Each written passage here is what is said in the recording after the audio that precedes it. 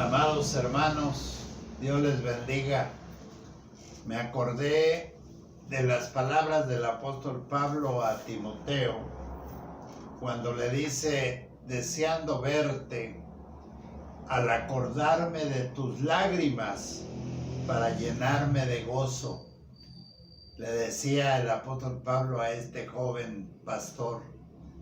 Y esto me recuerda, pues cuando uno está en unidad y está en el templo y a veces nos toca llorar los unos a los otros, vernos llorar y sentirnos contentos, llenos de gozo. Y así el apóstol Pablo le decía al joven Timoteo, deseando verte, al saber o al acordarme de tus lágrimas para llenarme de gozo, decía el apóstol Pablo. Bueno, vamos a continuar nuestro estudio de esta tarde o de este día viernes. Y recuerden que estamos viendo Santiago 3, que habla acerca de nuestra boca, de nuestra lengua, del control que debemos de tener al expresar nuestro lenguaje, que por circunstancias a veces un tanto difíciles se torna áspero, no lo controlamos y resulta que las palabras pueden destruir vidas, seguramente al alcance que ni nosotros a veces nos imaginamos. Se acordarán de la situación, por ejemplo, de Sansón, Ananías y Zafira, de iglesias que entraron en un conflicto, pues así de ofensa a través de su lenguaje, a través de su expresión. Y la lengua puede expresar toda clase de maldad. Puede expresar a través de nuestro lenguaje idolatría. También puede expresar blasfemia y puede provocar celos, lujuria, odio. Pero cuando nosotros decidimos entregar el control precisamente de esta bendición que Dios nos ha dado, entonces nos damos cuenta que podemos hacer un cambio bastante notorio en nuestra vida personal a través de nuestro lenguaje, que sirve para edificar, que sirve para unir, que sirve para amar, para mostrar afecto y sobre todo perdón. Y en esta parte siguiente, pues vamos a abordar la naturaleza precisamente doble de las palabras. Dice la palabra del Señor en el versículo 7 al 12 de este pasaje, porque toda naturaleza de bestias y de aves y de serpientes y de seres del mar se doma y ha sido domada por la naturaleza humana. Pero ningún hombre puede domar la lengua, que es un mal que no puede ser refrenado, llena de veneno mortal. Con ella bendecimos al Dios y Padre, y con ella maldecimos a los hombres, que están hechos a la semejanza de Dios. De una misma boca proceden bendición y maldición. Hermanos míos, esto no debe ser así. ¿Acaso alguna fuente echa por una misma abertura agua dulce y amarga? Hermanos míos, ¿puede acaso la higuera producir aceitunas o la vid higos? Así también, ninguna fuente puede dar agua salada y dulce.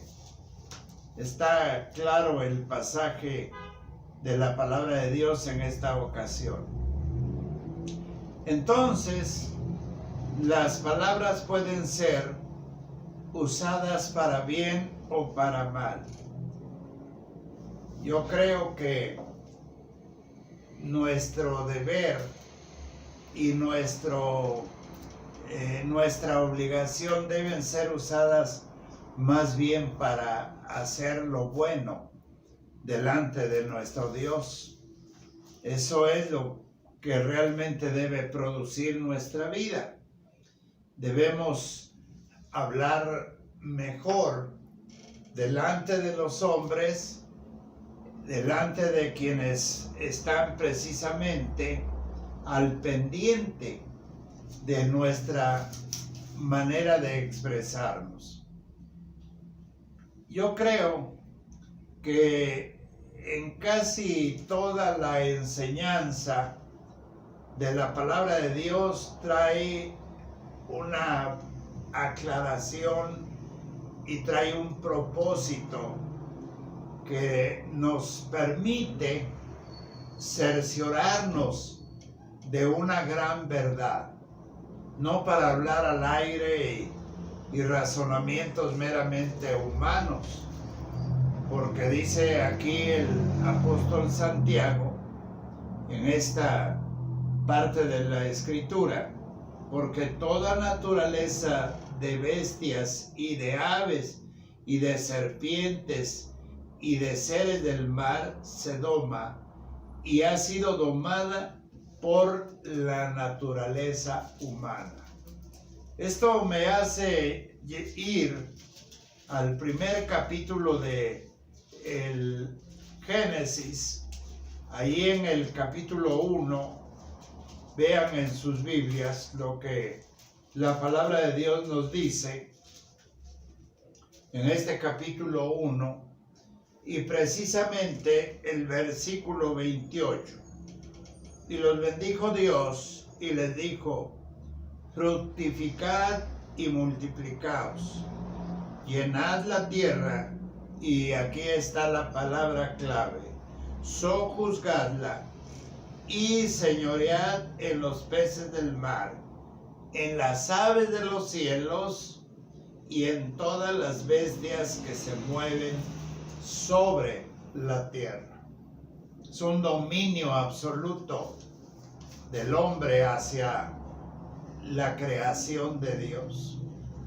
¿Cuántos no hemos visto algunas características sorprendentes de los animales y de las bestias que son domesticados? Por ejemplo, los tigres o los leones en un circo, que no van más allá de lo que su domador les dice. Los hindúes, que son expertos en cantar serpientes. Hace bastantes años, cuando era yo misionero en la Huasteca y fui para abrir el trabajo misionero en un pueblo, me hice de amistad con los jóvenes y uno de ellos llegó a ser mi amigo personal en todos los sentidos de apoyo ahí en el pueblo, sin ser cristiano. Y un día me dice: te invito para que vayamos a mi rancho a traer algunas frutas. En la Huasteca todo es tan lleno de frutos y de verdor, en fin, que me dio gusto la invitación y fui. Me extrañó porque llevaba 2 kilos de carne, y lo vi cuando lo fue a comprar. Y yo dije, pues va a ser asar carnes ahí en el rancho y vamos a comer, en fin. Pero cuando llegamos al rancho, noté que él silbaba, un silbido muy raro. Bueno, no le di tanta importancia, pero cuando llegamos a una roca, una piedra muy amplia, casi plana, alcancé a ver, y antes me había hecho la observación, no te despegues de mí, tranquilo, porque vamos a darle de comer a quien me cuida el rancho. Hermanos, era una serpiente enorme. Para ella era la carne. Se nos quedó viendo, por supuesto no era venenosa, sino era simplemente una serpiente grande, pero que la educó para cuidar el rancho. Nadie entraba. Esa serpiente se encargaba de espantar a los que entraban a cosechar o simplemente por curiosidad. Yo me da temor ver las serpientes y dije, qué paciencia para educar a una serpiente como esta. Y aún cuando sean tan pequeños, se acuerdan de aquellos pajaritos en las calles que te saca un sobrecito, y es bastante tradicional en las ferias, que te adivinan tu futuro, en fin, hasta cierto punto es un detalle bonito de esos pajaritos que, terminado de sacar el sobrecito, le dan su alpiste.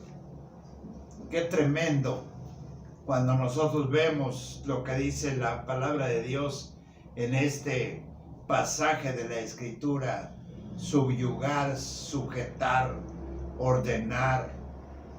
Pero ninguno puede, dice el apóstol Santiago, dominar la lengua, un mal que no puede ser refrenado y está siempre a punto de saltar como un animal salvaje o una serpiente llena de veneno. Es cierto, no se discute este detalle de pensar en lo que Santiago nos aporta en esta parte de la palabra de Dios. Sin embargo, parece que es imposible, pero tenemos en cuenta que en este, diríamos, problema tan serio de nuestra lengua, para expresar un lenguaje de edificación, solo en el Señor se puede. Dice el versículo 19, aquí en este pasaje: por esto, mis amados hermanos, todo hombre sea pronto para oír, tardo para hablar, tardo para airarse, tardo para hablar. Así dice el capítulo 1, versículo 19. Y más adelante, en el capítulo que estamos leyendo, el 13 dice: quien es sabio y entendido entre vosotros, muestre por la buena conducta sus obras en sabia mansedumbre. Pero si tenéis celos amargos y contención en vuestro corazón, no os jactéis, ni mintáis contra la verdad. Porque esta sabiduría no es la que desciende de lo alto, sino terrenal, animal, diabólica. Y sigue hablando el apóstol Santiago. Como ven, el único que puede realmente hacer que nuestro hablar, nuestro lenguaje, por diversas circunstancias como en esto que está pasando, de tanto encierro, de tanta restricción, aunque la verdad debiéramos de darle gracias a Dios porque estamos sanos, estamos contentos y Y hasta ahora creo yo que el Señor no nos ha dejado sin comer. Y debiéramos de darle gracias al Señor, pero ya el encierro nos hace sentirnos un tanto estresados. Entonces, en este caso, cuando el versículo 11 dice: ¿acaso alguna fuente hecha por una misma abertura, agua dulce y amarga? Esto nos hace pensar que nuestras palabras, el fruto precisamente, revelan lo que nuestro corazón, o sea, la raíz, contiene. Aquí cerca de la ciudad hay un pueblo que se llama Santa Cruz, y toda esa área se le prohibió sembrar verdura y maíz. ¿Y saben por qué? Porque las raíces que atrae la humedad, el jugo, el agua, está contaminada por las aguas negras de la ciudad, y eso va al fruto y perjudica, poniendo en nuestro cuerpo amibas, y que por supuesto trae consecuencias serias. Lo que absorbe nuestra raíz es precisamente lo que va a expresar nuestro corazón. Revela lo que nuestro corazón tiene. Cuando un enfermo va para consultar al doctor, sin duda que ustedes lo han notado, y estamos frente al doctor y nos comienza a preguntar, a hacer la historia clínica, etc. Y cuando ya va a examinarnos nuestro cuerpo, una de las cosas que nos dice: por favor, abra la boca, saque la lengua, y comienza a verla. ¿Quién sabe qué verá? El hermano Orea tenía algo de intuición o de enseñanza, que de acuerdo a cómo se sintieran las uñas, era el grado de nuestra situación nerviosa o la crisis que estábamos teniendo. Yo lo aprendí, y a veces le digo a alguno en la consejería: a ver, déjame tocar tus uñas, y puedo no tan amplio entender el grado de neurosis que existe a veces en nuestra vida.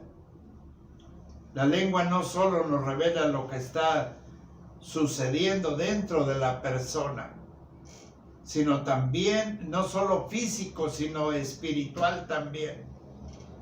Tenemos problemas definitivamente con nuestra lengua, pero en realidad los problemas que tenemos no son tanto de nuestra lengua, sino de nuestro corazón, que es lo que expresa, lo que podemos nosotros realmente saber, el grado precisamente de nuestra situación de estrés, de tal manera que nos hace a violentarnos en el sentido de la expresión.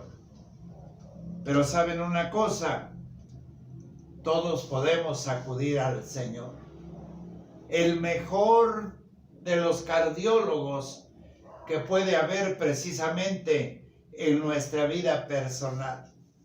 Él es el que conoce nuestro corazón, y no solamente en el sentido literal, más que en el sentido literal, en el ejemplo que se da precisamente para saber que nuestras emociones y nuestras reacciones tienen que ver precisamente con nuestro corazón lleno de la presencia de nuestro Dios. En el Evangelio según San Mateo, ahí en sus Biblias, vamos a ver el capítulo 12 de Mateo. Busquen en sus Biblias, hermanos, y yo espero que las estén usando para que no se vayan a echar a perder ahí nuestras Biblias. Dice el versículo 36 y el versículo 37. Dice así la palabra del Señor: mas yo os digo que de toda palabra ociosa que hablen los hombres, de ella darán cuenta en el día del juicio. Lo oímos bien, ¿verdad? Mas yo os digo que de toda palabra ociosa, que no tiene sentido, que no tiene un propósito, que no tiene en el sentido más personal ninguna bendición. Dice así, que hablen los hombres, de ella darán cuenta en el día del juicio. Porque por tus palabras serás justificado y por tus palabras serás condenado. Qué interesante lo que dice aquí, precisamente la palabra del Señor en relación a cuando incluso blasfemamos o se puede blasfemar en contra del Espíritu Santo. No se les olvide, porque por tus palabras serás justificado y por tus palabras también serás condenado. Cuidado cuando nuestra actitud produzca esta clase de veneno mortal y que lleguemos, porque ha pasado esto. Hay quienes han claudicado de la fe, hay quienes se han ido al mundo y para ellos el haber conocido al Señor y vivir en el Señor fue algo sin sabor, sin ninguna bendición, y ahora lo tapan y hasta llegan al grado de ofensa a nuestro Dios, como el Dios que no pudo producir en ellos el gozo de la salvación y el gozo de estar precisamente viviendo en Él. Las palabras buenas alientan en muchos sentidos. Si un entrenador de un equipo de fútbol que va hacia abajo, va al vestidor y alienta a sus jugadores con malas palabras y un carácter así todo distorsionado, el equipo no va a progresar. ¿Y saben de quién lo oí? De un entrenador cristiano, ahora entrenador del equipo de León, Guanajuato, a este señor, se me olvidó su nombre, pero es un hombre cristiano, él. No me acuerdo, se me fue ahorita el nombre de él, pero muchos lo conocen y saben a quién me refiero. Unas palabras ásperas podrían impedir que un pueblo agotado como el nuestro se pudiera levantar. Cuando estamos en casa lamentándonos y estamos expresando un lenguaje de desánimo, ¿cómo se va a levantar la familia? O un enfermo o algún necesitado, ¿cómo se va a levantar la familia? Entonces, mis amados hermanos, el mejor uso de nuestra lengua, yo creo que ustedes se imaginan para qué es. El mejor uso para nuestro lenguaje, el mejor uso para nuestra lengua, porque si el Señor nos dotó de bastantes bendiciones en nuestro cuerpo, de nuestros ojos, nuestro oído, de nuestra boca, de nuestra lengua, de todo un conjunto de bendiciones. Yo creo que lo más interesante y lo más importante para que nuestra lengua realmente sea quien se encargue, sobre todo, mis amados hermanos, para alabar y glorificar el nombre de nuestro Dios. Eso es lo primordial de nuestra lengua, que alabe al Señor, que salgan de aquí, de este corazón atendido por el mejor cardiólogo que es nuestro Dios, para sanarlo, para darnos un lenguaje de edificación, pero sobre todo para alabar el nombre glorioso de nuestro Dios.